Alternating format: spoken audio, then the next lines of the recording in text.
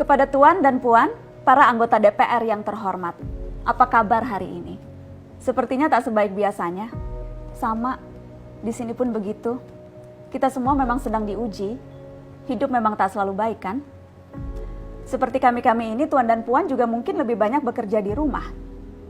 Kalau lihat siaran sidang atau rapat terbuka di gedung DPR sekarang sih kelihatannya banyak kursi yang kosong. Tapi biasanya juga kosong kan ya? Tuan dan Puan anggota DPR yang terhormat. Saya perhatikan parlemen-parlemen negara lain fokus melawan corona. Tapi rasa-rasanya isu-isu yang keluar dari Senayan belakangan kok kebanyakan tidak terkait corona ya? Kami malah membaca DPR bersemangat membahas isu-isu lain. Contohnya, rancangan Undang-Undang Cipta Kerja yang banyak ditolak karena dinilai mementingkan kepentingan investor di atas kebutuhan pekerja. Presiden Jokowi pekan lalu sempat menyatakan pemerintah dan DPR menunda pembahasan salah satu klaster di rancangan undang-undang itu, klaster ketenagakerjaan. Ini untuk memberi kesempatan mendalami substansi dan mendapat masukan dari banyak pihak. Berpegang pada alasan itu, maka sudah seharusnya klaster lain dalam RUU Cipta Kerja pun perlu ditinjau ulang. Karena yang lain juga bukan tanpa masalah, terutama dari perspektif lingkungan dan keadilan gender. Tidak cukup hanya menunda pembahasan satu klaster saja. Ada juga RUU lain yang masih nekat mau dibahas. Ada RUU KUHP yang tahun lalu diserbu unjuk rasa. Lalu RUU pemasyarakatan. Ada koruptor yang sudah ngebet pengen bebas kah? Apa kabar Pak Yasona?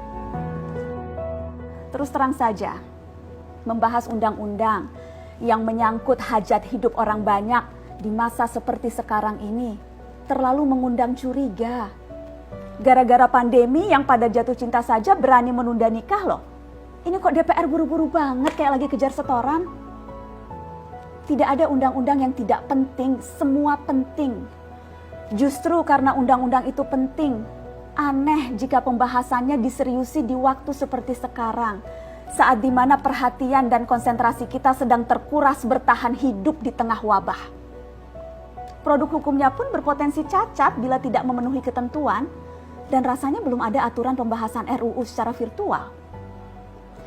Jika ngotot menuntaskan Omnibus Law, atau RUU KUHP, atau RUU pemasyarakatan, jangan salahkan jika ada yang menilai DPR tidak menjadikan perang melawan corona sebagai prioritas. Saya percaya setiap tindakan dan keputusan di masa krisis mencerminkan skala prioritas. Atau memang inikah prioritas wakil-wakil rakyat kami saat ini? Bikin ribut juga jelas tak seharusnya jadi prioritas. Satgas COVID-19 DPR kemarin dikabarkan mengimpor jamu ilegal dari Tiongkok secara besar-besaran untuk pasien positif virus corona.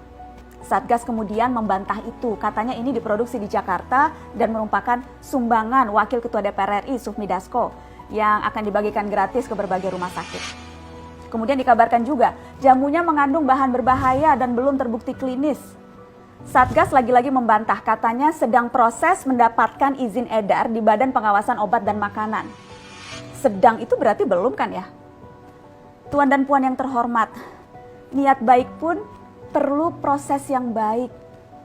Proses yang semrawut hanya akan disusul polemik. Sementara sekarang kita sedang banyak-banyaknya menaruh harapan kepada negara. Tindak tanduk DPR salah benarnya akan selalu dilihat. Makanya sempat ramai juga warganet mengkritik Satgas COVID-19 DPR RI yang berfoto mengenakan APD saat hendak berkunjung ke rumah sakit darurat Wisma Atlet menyerahkan sumbangan DPR. Ini dinilai melukai hati masyarakat. Tenaga medis kita saja bertaruh nyawa benar karena kekurangan APD.